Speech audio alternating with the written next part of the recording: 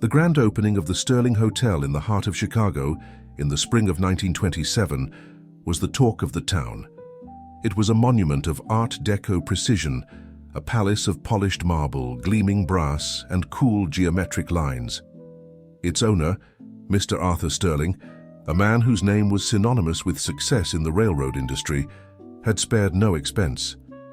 He was a widower in his late 50s, a man who had channeled all the grief from his wife's passing years ago into a relentless pursuit of perfection in business. His hotel was technically flawless, impeccably designed, and utterly devoid of warmth. It was a beautiful, sterile machine, and every machine needs a skilled operator. For the hotel's five-star restaurant, the Gilded Cage, Arthur needed a chef, not just a cook, but a culinary artist whose reputation would match the hotel's ambition. After a long and frustrating search, his manager had presented him with an unlikely candidate, a 54-year-old widow named Isabella Rossi. Isabella had once been the celebrated owner of Rossi's, a small, beloved Italian restaurant in a quiet neighborhood, famous for its authentic, soulful food. But the city's changing tastes and the loss of her husband, the heart of their front-of-house operations, had led to a slow, heartbreaking decline. She had lost the restaurant a year ago and was now seeking simple employment, her passion for cooking overshadowed by the quiet desperation of her circumstances. Arthur Sterling was skeptical. He reviewed her history, noting the failure of her restaurant. He valued success above all else, but his manager insisted. "Give her one chance, Mr. Sterling," he had said. "Let her cook for you. Her food has a soul." And so, Isabella found herself in the Sterling's magnificent, state-of-the-art kitchen. It was a chef's dream, a vast space of gleaming stainless steel, copper pots, and every modern convenience imaginable. It was also, she noted, completely sterile, lacking the familiar, comforting chaos of her old kitchen. Arthur Sterling entered the kitchen with the air of a king inspecting his domain. He was a tall, distinguished man with silver-gray hair and sharp, intelligent eyes that seemed to calculate the value of everything they landed upon. He looked at Isabella, his expression neutral, appraising. "Mrs. Rossi," he said, his voice crisp and all business, "I have been told you are a remarkable chef. My restaurant requires the best. The position is yours to lose. Prepare for me the dish you believe best represents your skill." It was a test, a challenge. For a moment, the old fire ignited in Isabella's heart. She looked at this man, at his cold, perfect hotel, and she knew exactly what he needed to taste. He didn't need fancy French techniques or exotic ingredients. He needed a memory. He needed a home. She did not create a complex, multi-layered dish. Instead, she prepared a simple, rustic Tuscan bread soup, ribollita. It was a dish of her childhood, a humble recipe of cannellini beans, stale bread, kale, and vegetables, but one that, when made with love and care, was the most comforting and soulful dish in the world. As she worked, the sterile kitchen began to transform. The rich, fragrant aroma of simmering vegetables, garlic, and rosemary filled the air. She moved with the practiced, confident grace of a true master, her hands knowing, her focus absolute. When the soup was ready, she ladled it into a simple earthenware bowl and presented it to him at a small table they had set up in the corner of the kitchen. Arthur Sterling looked at the humble dish with a skeptical eyebrow. He had been expecting lobster thermidor or pheasant under glass. He picked up his spoon and took a tentative taste. A look of profound, utter shock crossed his features. The flavor was unexpected. It was rich, complex, and deeply, unbelievably comforting. It was not the taste of a five-star restaurant. It was the taste of a grandmother's kitchen, of a rainy afternoon by a warm fire, of a life filled with a love he had long forgotten. It was the taste of everything his perfect, sterile hotel was not. He took another spoonful, and then another. He did not speak. When he finished the bowl, he placed the spoon down gently and looked at her, his sharp, calculating eyes now holding a new, unreadable emotion. "The position is yours, Mrs. Rossi," he said, his voice quieter now, less a declaration and more an admission. "Your duties will be to run this kitchen and to create a menu that will earn this hotel its 3rd Michelin star. You will report directly to me." Is that understood?" "Yes, Mr. Sterling," she replied, a quiet wave of relief washing over her. "Good," he said, standing up, the powerful hotelier once more. He paused at the door. "And Mrs. Rossi," he added, without turning around, "prepare that soup again for my dinner this evening." He then left, leaving Isabella alone in the magnificent, gleaming kitchen. She had the job. She had secured her future.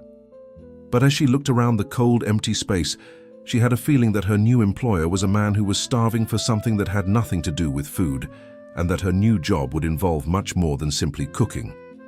Isabella Rossi took command of the Sterling Hotel's kitchen with a quiet, unwavering authority.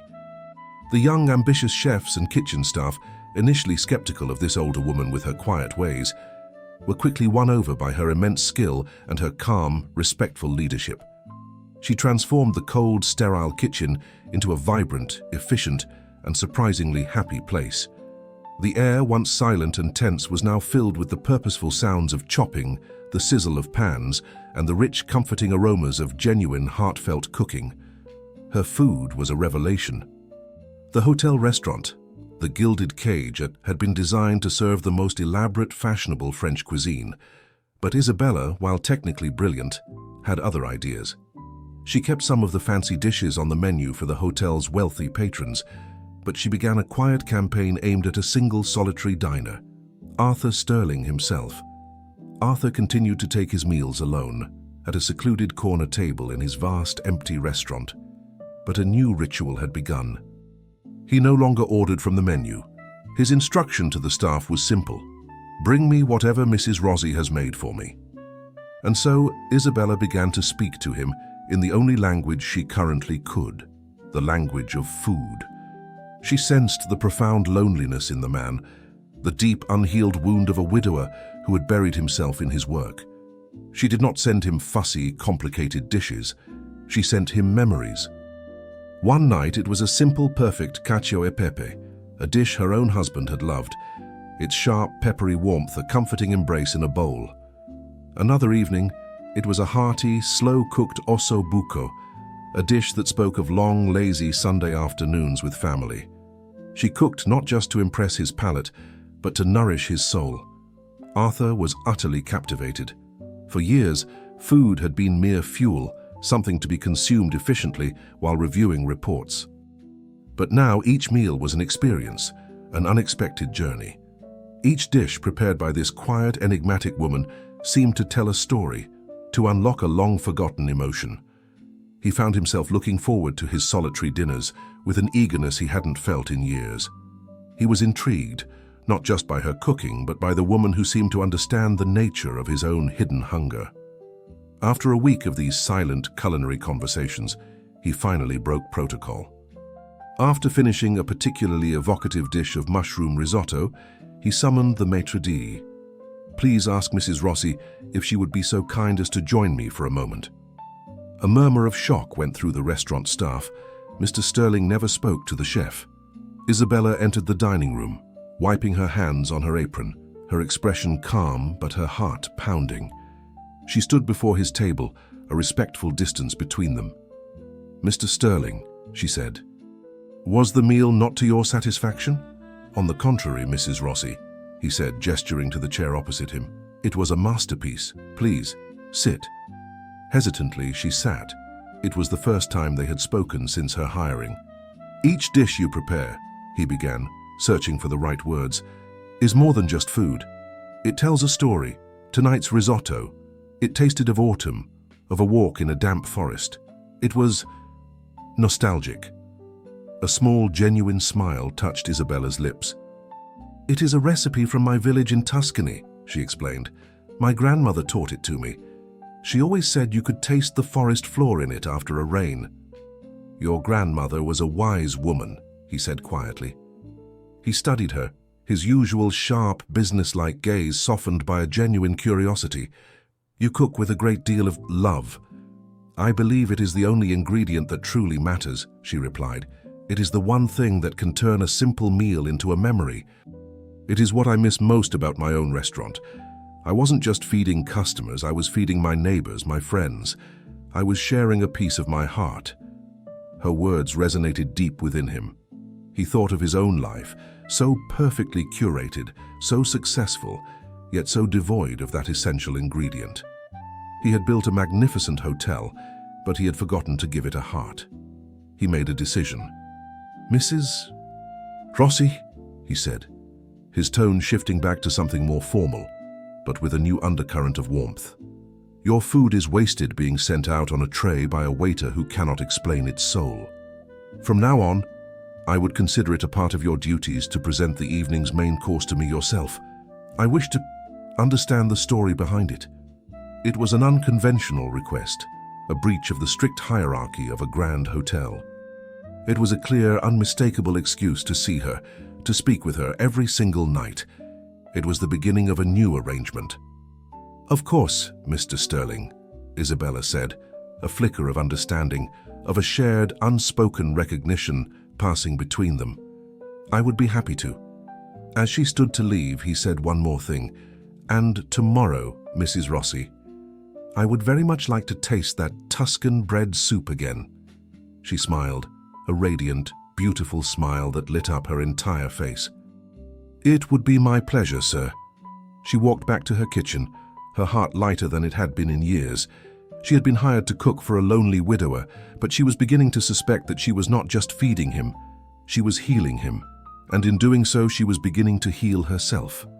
Their nightly dinners became the quiet, unacknowledged heart of life at the Sterling Hotel. The grand, empty restaurant, the gilded cage, was transformed for 1 hour each evening into their private world. Isabella would enter carrying a single, perfect dish, her presence a warm, comforting counterpoint to the room's cold opulence. She would place the plate before Arthur, and as he had requested, tell him its story. Through her food, he learned the story of her life. A simple minestrone came with a tale of her childhood in a small Tuscan village, of learning to cook at her grandmother's side. A perfectly roasted lamb shank was accompanied by the memory of her late husband, Marco, and the celebratory meals they would share after a successful week at their own small restaurant. She spoke of her past, not with sadness, but with a gentle, loving nostalgia that was both beautiful and heartbreaking. Arthur, in turn, found himself opening up in ways he had not done in years. He was a man who communicated through balance sheets and building plans, but Isabella's quiet, empathetic presence made him feel safe. He would respond to her stories with his own fragmented memories, unlocked by the tastes and scents she created. "My wife Genevieve," he said one evening, after tasting a delicate lemon and rosemary chicken. She loved lemons. She said they tasted like sunshine. It was a small, simple admission, but for a man who had sealed his wife's memory in a silent vault, it was a profound revelation. He began to visit the kitchen during the quiet afternoon hours, a clear breach of hotel hierarchy. He would stand in the doorway, a silent observer, watching her as she kneaded dough or tasted a simmering sauce. The kitchen was her kingdom, a place of warmth, life, and delicious, controlled chaos. It was everything the rest of his hotel was not. He found himself drawn to its energy, to her energy. He was like a man warming his hands at a fire he had only just discovered. This fragile, burgeoning connection was put to the test by the arrival of a single, unwelcome guest, Mr. Alistair Finch, the most feared and influential food critic in America. His scathing reviews, published in the New York Tribune, could make or break a restaurant overnight.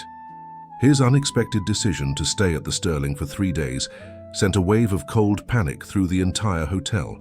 For Arthur, whose entire life was built on the pursuit of perfection and the avoidance of public failure, Finch's presence was a waking nightmare.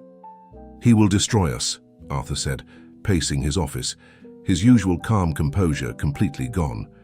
He had summoned Isabella for an emergency meeting. "His standards are impossible. We need to create a special menu, something flawless." "I have already drafted a plan. 7 courses, classic French, lobster thermidor consommé à Chateaubriand." Isabella listened quietly, her hands clasped before her. When he finished, she spoke, her voice calm and steady. "Mr. Sterling," she said, "Mr. Finch has eaten lobster thermidor in every fine restaurant in Paris. He has tasted the world's greatest Chateaubriand. We cannot beat the French at their own game. To try would be arrogant, and he would see right through it. "Then what do you suggest, Mrs. Rossi?" he asked, his voice sharp with anxiety. "That we serve him your peasant soups?" The words were dismissive, born of his fear, but Isabella did not flinch. "No, sir," she said, her gaze direct. "I suggest we serve him our truth. We will not try to be something we are not. We will not try to impress him with technique. We will serve him simple, perfect food, made with the best ingredients and a great deal of heart. We will serve him the food that you have come to love." Arthur stared at her. His every business instinct screamed at him to create a menu of flashy, impressive, and expensive dishes. It was the safe, logical choice, but Isabella was proposing something else entirely. A gamble, a bet on the quiet, soulful food that had, in the past weeks, begun to mend his own lonely heart. He was a man who trusted numbers and proven strategies. She was asking him to trust in an ingredient that could not be measured: love. He looked into her calm, confident eyes and saw not a cook, but a master of her craft, an artist who understood the human soul. In that moment, he made the most illogical and most important business decision of his life. "Very well, Mrs. Rossi," he said, his voice quiet. "We will do it your way." The night of the critics' dinner, the tension in the kitchen was a palpable thing. The entire hotel seemed to be holding its breath. Arthur sat at his own table in a far corner of the restaurant, unable to eat, watching the critics' table with a hawk's intensity. The first course was served. It was not a fancy amuse-bouche. It was a single, perfect, farm-fresh tomato, sliced and served with a drizzle of the finest olive oil, a sprinkle of sea salt, and one perfect basil leaf. It was a dish of breathtaking simplicity and honesty. Alistair Finch, the fearsome critic, looked at the plate with a skeptical expression. He picked up his fork and took a bite. The entire restaurant seemed to lean in, waiting for his reaction. He closed his eyes, a strange, unreadable expression on his face as he savored the taste. The chapter had begun, and Arthur Sterling had no idea how it would end. Arthur Sterling held his breath, watching from his corner table as the formidable Alistair Finch chewed the single slice of tomato. The critic's face was an unreadable mask of concentration. He savored the bite for a long moment, then placed his fork down with a soft, deliberate click. He did not smile. He did not frown. He simply sat for a moment, then took a sip of water, his eyes closed in thought. For Arthur, a man who lived and died by clear, decisive outcomes, the suspense was a form of exquisite torture. The second course arrived, the very Tuscan bread soup that had won Isabella the job. It was served not in a fancy tureen, but in a rustic, simple earthenware bowl. Finch inspected the soup, then took a spoonful. Again, the same intense concentration. This time, however, a different expression flickered across his face. It was not pleasure, not yet. It was recognition. He seemed to be tasting not just a soup, but a memory, a distant echo from another time and place. The meal continued in this fashion. Each dish Isabella sent out was a testament to her philosophy of honest, soulful cooking. A perfectly pan-seared piece of local fish with lemon and herbs, a small portion of handmade pasta with a simple, robust sauce, and for dessert, a single warm apple tart, its pastry so flaky and its filling so perfectly spiced that it smelled of an autumn afternoon. With each course, Arthur watched as the critic's stern, analytical demeanor began to soften. The skeptical critic was being replaced by a man who was simply enjoying a beautiful meal.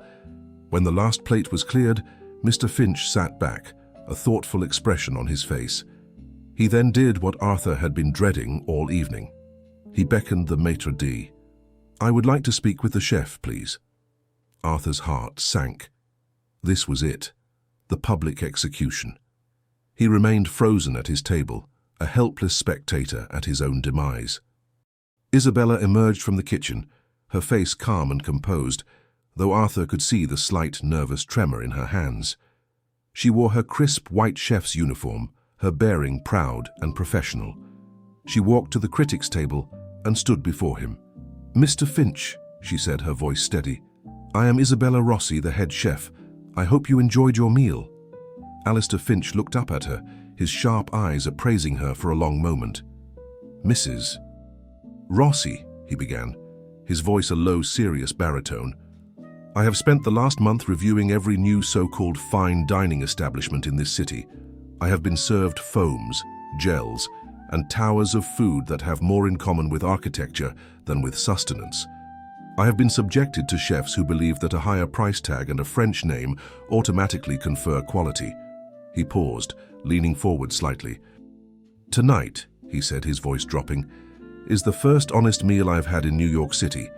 Your food is not trying to be anything other than what it is: beautiful ingredients, prepared with skill, respect, and a profound understanding of what makes a person feel comforted." Isabella's eyes widened in surprise. "That tomato," he continued, a small, rare smile touching his lips, "tasted of the summer sun. The soup tasted like my grandmother's kitchen. You did not just serve me a meal, madam. You served me a series of beautiful, forgotten memories. You have the soul of a true artist. Do not ever let this city's obsession with novelty corrupt you." He stood up, placed his napkin on the table, and gave her a single, respectful nod. "Thank you for the finest meal of my trip," he said. And with that, he turned and left the restaurant, leaving a stunned silence in his wake. The moment the door closed behind him, the restaurant staff, who had been watching with bated breath, erupted in a spontaneous, joyous cheer. The maitre d' rushed to congratulate a blushing Isabella. Arthur Sterling remained at his table, watching it all. He was flooded with a wave of relief so powerful it made him feel lightheaded. But beneath the relief was another, stronger emotion, a profound, overwhelming sense of pride in her. She had been right. Her quiet, honest approach had achieved a victory that all his calculated, expensive strategies could never have hoped to win. She had not just saved his restaurant's reputation, she had given it a soul. Later that night, long after the last of the staff had gone home, he found her in the kitchen, quietly packing away her knives. "Isabella," he said, his voice quiet. She turned, a tired but happy smile on her face. "A successful evening, Mr. Sterling." "It was more than successful," he said, walking towards her. "It was a triumph, your triumph." He stopped before her, his usual formal distance completely gone. "I have spent my life believing that success was a matter of perfection, of control, of eliminating every possible flaw. Tonight, you showed me that true perfection is found in honesty, in soul, in embracing the simple, beautiful truths." He looked at her, at the woman who had so quietly and completely upended his entire worldview. He saw not just his employee, but the wisest, most grounded and most remarkable woman he had ever met. "I hired you to be my chef," he said, his voice a low murmur full of a new, raw emotion. "But you have become so much more. You are the heart of this entire hotel, Isabella.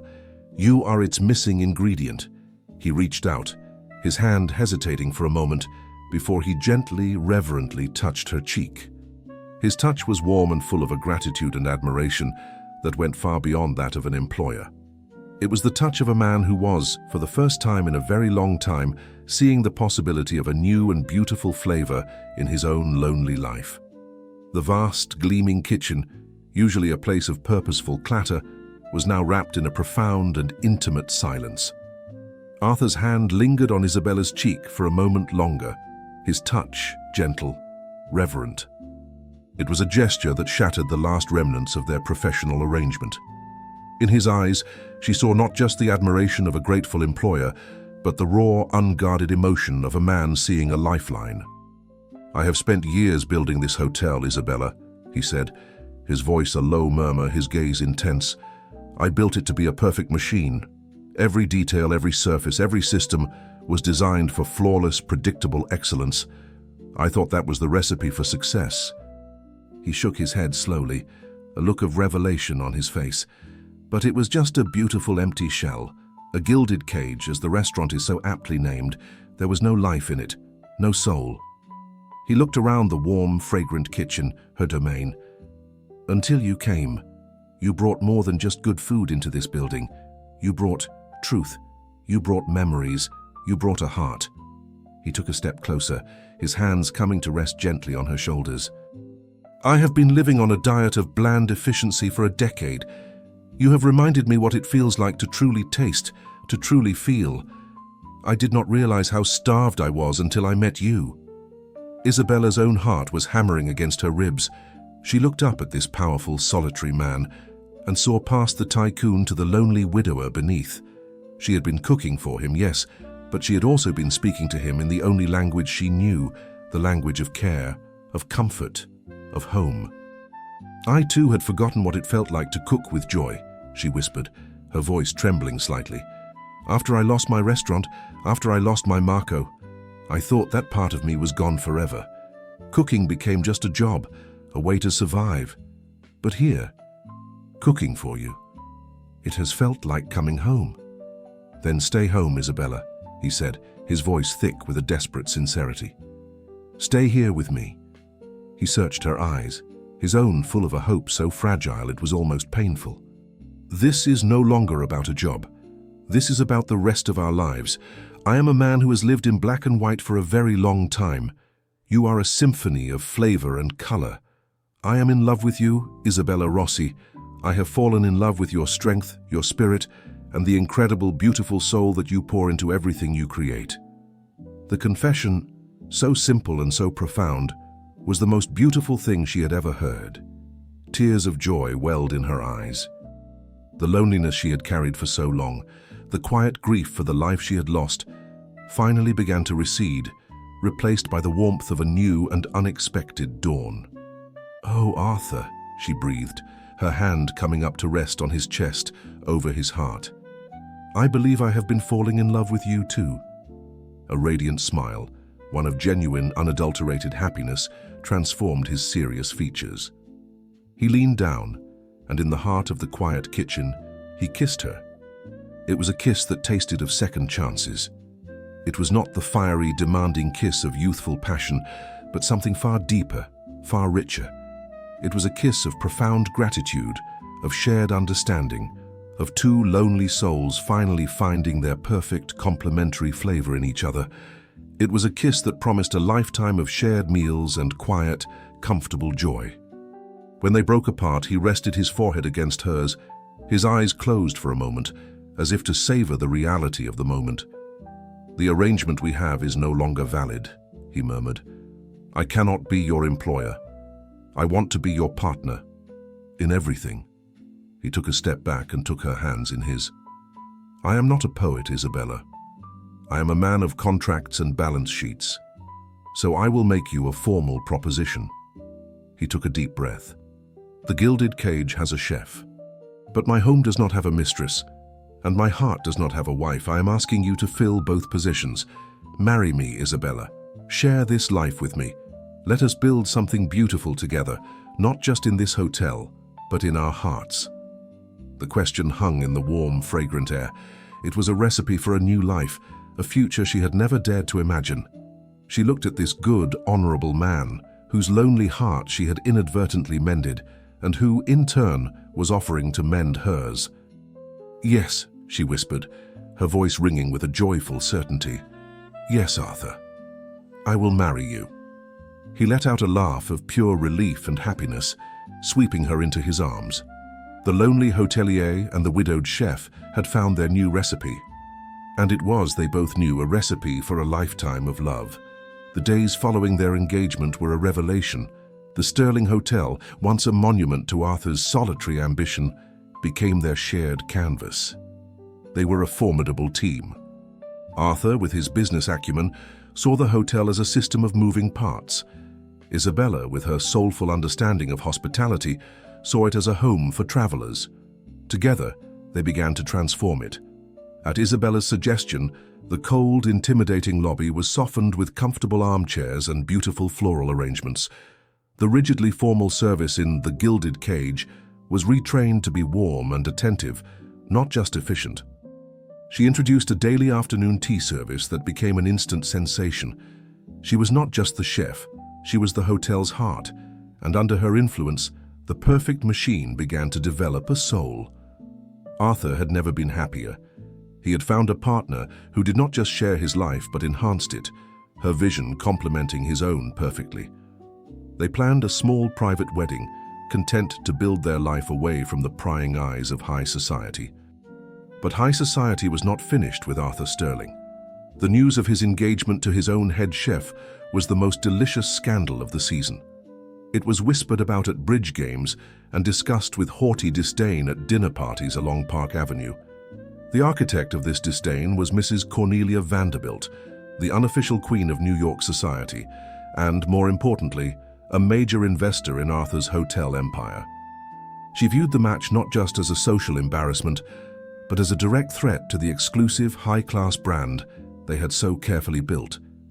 She summoned Arthur to her opulent drawing room, a chamber so filled with French antiques and priceless art that it resembled a museum. She was a woman in her 60s, draped in pearls and judgment, her eyes as sharp and as hard as the diamonds on her fingers. "Arthur," she began, without any preamble, "I have heard the most alarming rumors. Pray tell me they are not true. You cannot be seriously intending to marry your cook." Arthur met her cold gaze without flinching. "I am intending to marry Mrs. Isabella Rossi, yes," he said calmly. "She is a brilliant culinary artist and the finest woman I have ever known." Mrs. Vanderbilt let out a small, incredulous laugh. "A culinary artist? She is a servant, Arthur, a hired hand, an Italian widow with flour on her apron. You are a Sterling. Your name is on the most exclusive hotel in this city. This union is unsuitable. It is bad for business. It makes us look common. It will damage the brand." "The hotel has never been more successful," Arthur countered. "Our bookings are up 20%, and the Gilded Cage has a 6-week waiting list, all thanks to Isabella's influence." "That may be," she conceded with a dismissive wave of her hand. "But our investors and our clientele are not interested in a heartwarming story. They are interested in prestige, in exclusivity. This marriage makes a mockery of that. It is a sentimental folly, and it will cost you." The threat was clear. "What are you saying, Cornelia?" "I am saying that you must end this absurd engagement," she said, her voice turning to steel. "For the good of the hotel, for the good of your own reputation. If you do not, I will personally lead a consortium of our primary investors, and we will withdraw our capital. We will build a rival hotel across the street, and we will crush you. The choice is yours, Arthur, your sentimental dalliance or your entire life's work." The ultimatum hung in the air, a declaration of war. The Arthur Sterling of 6 months ago, the cold, pragmatic, work-obsessed tycoon, would have seen the logic immediately.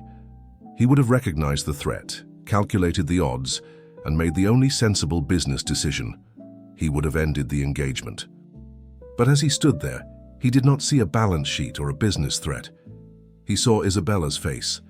He remembered the taste of her soup, the sound of her laughter, the quiet, profound peace he felt only when she was near. She had not just mended his heart, she had shown him that his heart was worth more than his hotel. She was not a dalliance, she was his life. A slow, calm smile spread across his face. "Thank you for your candor, Cornelia," he said, his voice polite but firm. "It has clarified my position entirely."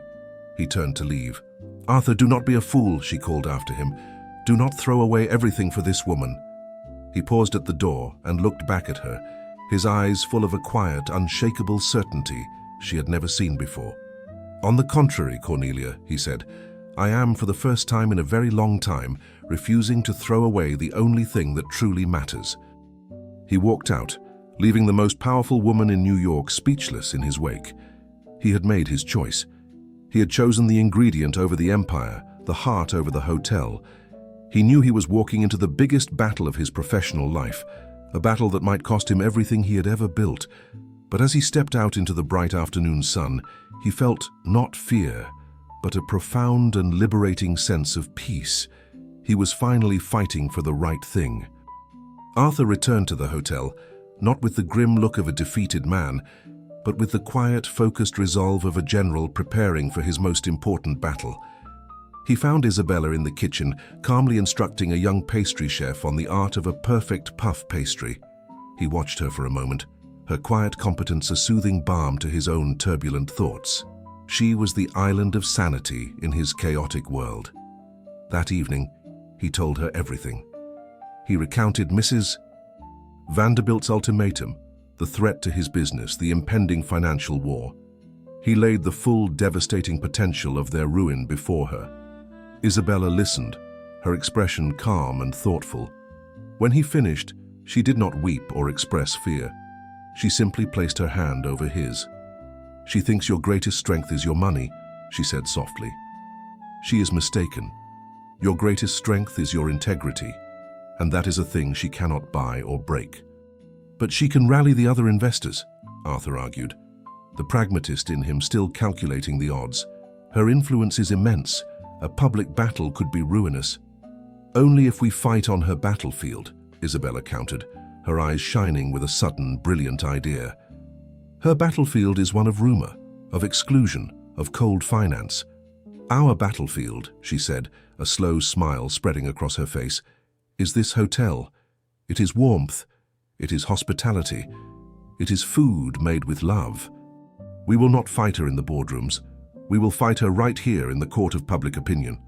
Her plan was audacious. The Sterling Hotel was scheduled to host its annual Founders' Dinner in 2 weeks, an exclusive, high-priced event for its top investors and patrons, Cornelia Vanderbilt's inner circle. At Isabella's insistence, they changed the entire concept. They cancelled the exclusive event. In its place, they announced a taste of New York, a grand dinner celebrating the city's diverse culinary heritage. They invited not just their wealthy patrons, but also the city's most respected artists, journalists, academics, and community leaders. It was a bold democratic statement, a direct challenge to Mrs. Vanderbilt's world of exclusive, high society gatekeeping. The night of the event, the hotel buzzed with a new and vibrant energy. It was a lively, eclectic mix of people, all drawn by the promise of Isabella's legendary food and the drama of Arthur Sterling's rebellion. Cornelia Vanderbilt and her small circle of loyalists were there, their expressions dripping with disdain, expecting to witness a catastrophe. The evening was a triumph. The food was a masterpiece, a culinary journey through the heart of the city, from the rustic Italian dishes of the Lower East Side to the hearty German fare of Yorkville. But the true star of the evening was the atmosphere.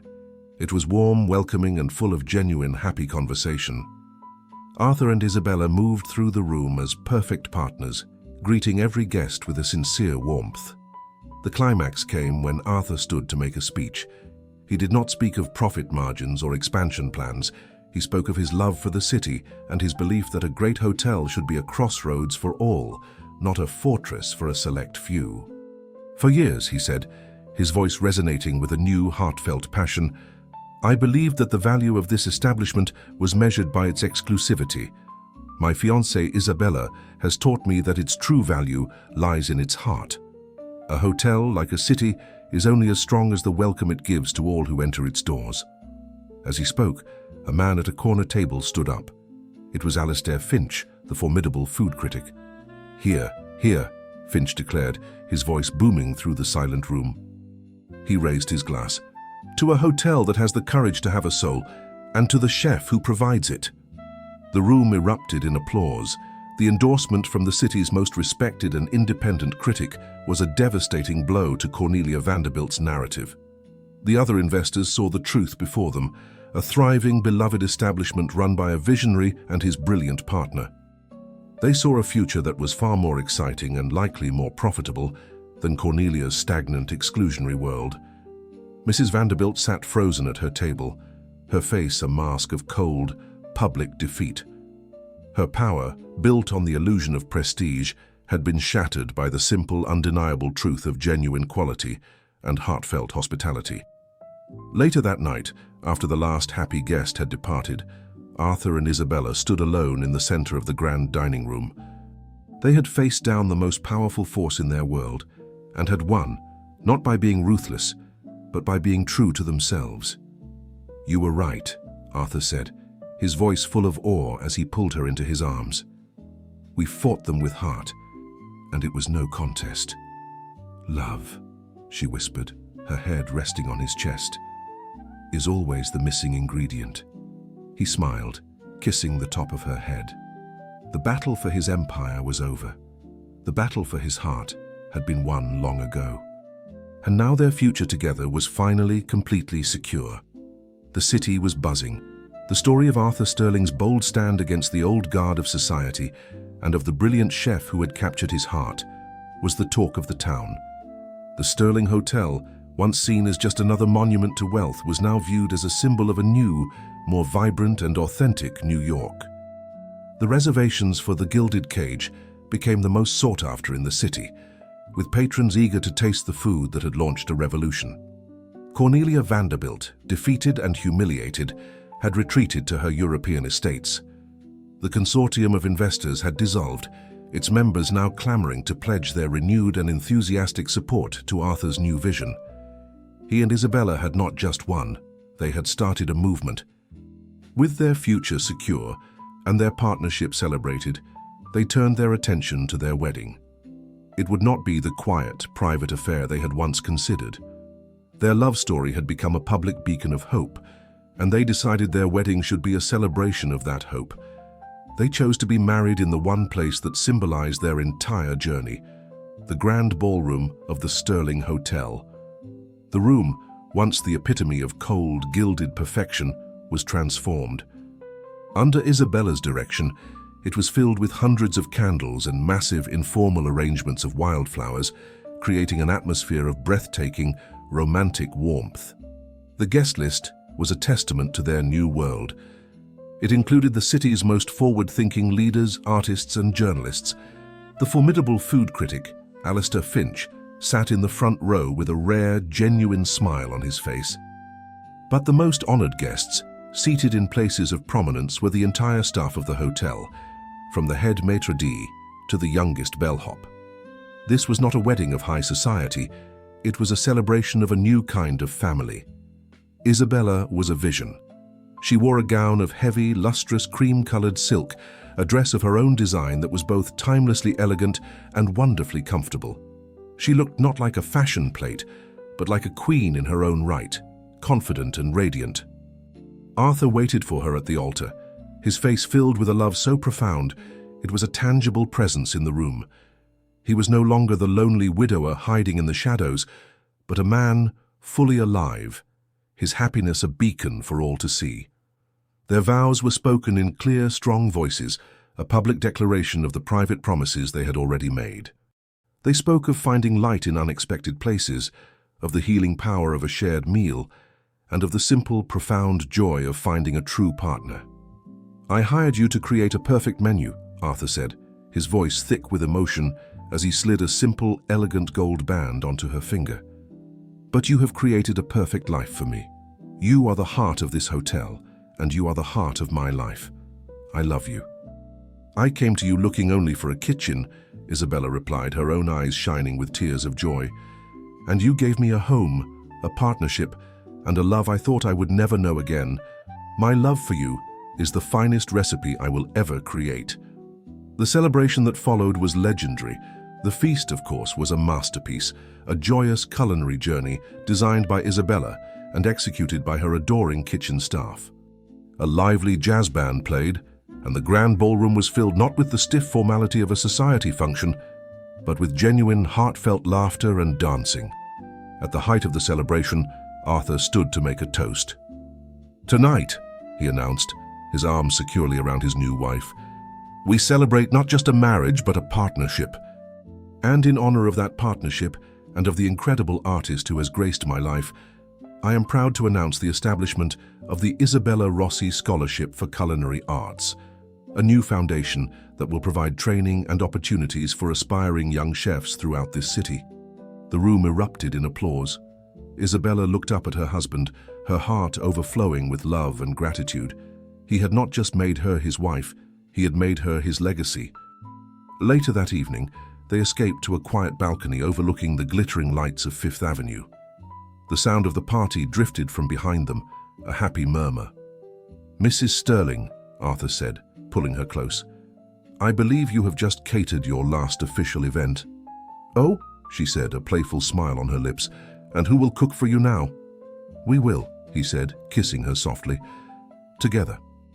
They stood in the cool night air, two people who had found each other in the most unlikely of circumstances. The lonely hotelier who had everything and the widowed chef who had lost it all had come together to create something far greater than either could have imagined. Theirs was a love story that had started with a simple bowl of soup and had blossomed into a feast for the soul. And as they looked out at the city, their city, they knew their greatest creations were still to come. The years following their wedding saw the Sterling Hotel Group undergo a quiet revolution. Guided by Isabella's philosophy and executed by Arthur's business acumen, their hotels became renowned not just for their luxury, but for their soul. The Sterling name, once a symbol of cold, efficient perfection, was now synonymous with warm, genuine hospitality.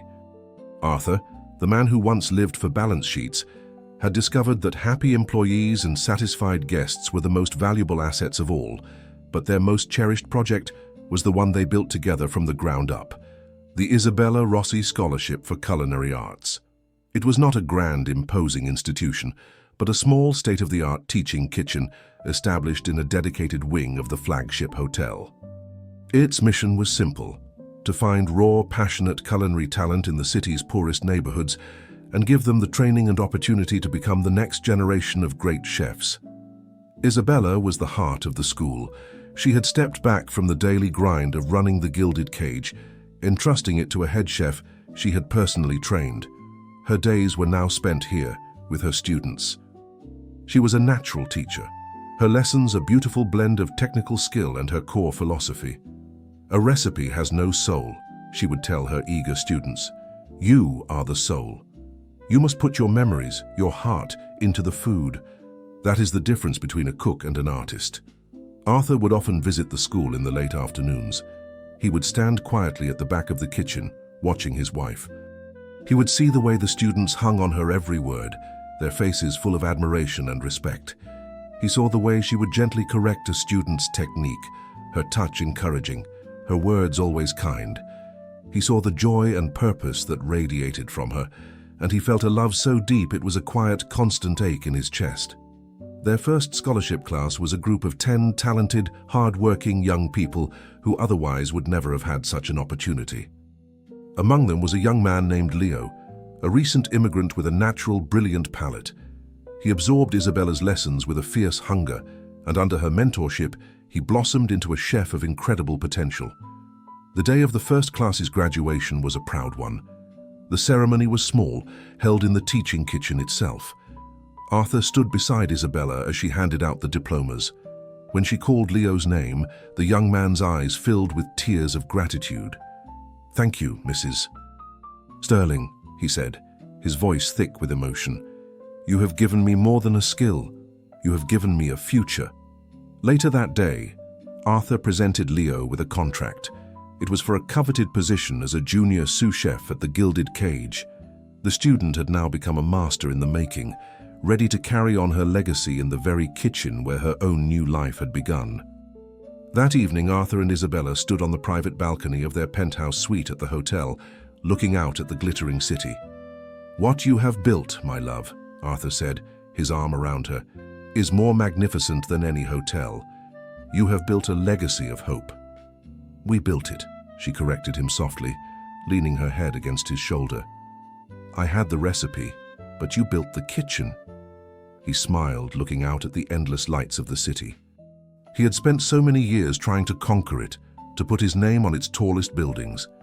He had been so focused on building an empire of steel and stone that he had nearly missed the chance to build a life. Isabella had not just taught him how to love food again. She had taught him the very recipe for a happy life.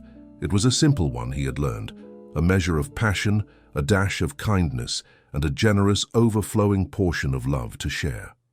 Their partnership had become the finest dish he had ever known, a feast of love that would nourish their souls for all their remaining years. The years spun on, each one adding another layer to the rich and flavorful life that Arthur and Isabella Sterling had built together. The Sterling Hotel remained a beacon of luxury in New York, but it was a new kind of luxury, one defined by warmth, soul, and the impeccable yet comforting food served in its now legendary restaurant, the Gilded Cage. The Isabella Rossi Scholarship became one of the most prestigious culinary programs in the country. Its graduates, known for their skill, passion, and integrity, went on to lead the kitchens of New York's finest establishments. The Rossi method, as it came to be known, was not about fancy techniques. It was a philosophy of honest, soulful cooking, a legacy that had transformed the city's culinary landscape. Arthur and Isabella grew old together, their partnership a quiet, unshakable force. He eventually retired from the daily operations of his empire, entrusting it to a new generation of leaders, many of whom had started their careers mentored by him and inspired by Isabella's philosophy of people-first hospitality. They sold their grand, formal townhouse on Fifth Avenue and purchased a beautiful, comfortable home in the Hudson Valley, complete with sprawling vegetable gardens and a magnificent, sun-drenched kitchen. This kitchen, not the grand library or the opulent parlor, became the true heart of their home. One crisp autumn afternoon, some 20 years after their wedding, Arthur and Isabella stood side by side in their country kitchen. The air was filled with the comforting aroma of simmering stock and fresh herbs. They were preparing a meal together, a simple, easy rhythm developed over 2 decades of shared love. He, the once powerful tycoon, was now a surprisingly adept sous chef, his large hands carefully chopping vegetables. She, the master chef, stirred a large pot on the stove, her expression one of serene contentment. Her hair was now a beautiful, luminous silver, and his was completely white. The sharp, ambitious lines of his face had softened into a gentle wisdom, and the quiet sadness in her eyes had been replaced by a permanent, joyful sparkle. "More onions, my dear?" he asked, pushing a small pile of perfectly diced shallots towards her. "Perfect, Arthur," she said, smiling, as she swept them into the pot. He paused his chopping and leaned against the counter, watching her. "Do you remember that first meal you made for me?" he asked, his voice a low, fond murmur. "The Tuscan bread soup. I was the loneliest man in the world, sitting in the coldest, emptiest room, and you served me a bowl of hope. I remember a very serious man who looked at a simple bowl of soup, as if it were a complex legal document," she teased gently. "I was analyzing it," he chuckled. "I was trying to understand its ingredients. I thought the secret was in the rosemary, or the quality of the olive oil." He shook his head, a look of wonder on his face. "It took me years to understand. The secret ingredient was you." She stopped stirring and turned to him, her hand coming up to rest on his cheek. "Oh, Arthur. The secret ingredient was us." They stood there in the warm, sunlit kitchen, their home, their sanctuary. Their love story had been a slow-cooked masterpiece. It had started with the sharp, bitter taste of grief and loneliness, then had been seasoned with the unexpected flavor of companionship. It had simmered through years of quiet partnership and had finally blossomed into a rich, deep, and profoundly satisfying feast of a shared life. They had not had children of their own, but their family was vast. A generation of chefs they had mentored, of employees they had nurtured, of communities they had enriched.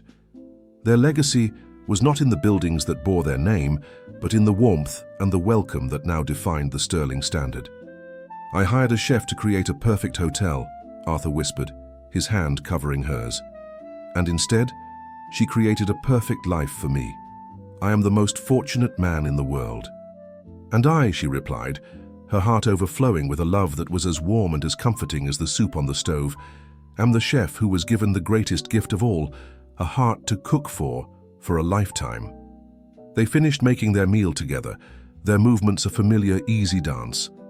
Later they would eat, not in a grand dining room, but right there, at the small, worn wooden table in the heart of their kitchen, the place where their true story had always lived. Their love, like the soup, was simple, honest, and had nourished them completely. The most profound and lasting success is not always found in grand public victories, but in the quiet, daily acts of creation and care. A true partnership is one where two people combine their unique talents not just to build an empire, but to build a home. The most important ingredient in any recipe and in any life is not technical perfection, but the love that is poured into it. Your greatest legacy will not be what you owned, but the warmth, nourishment, and hope you shared with others.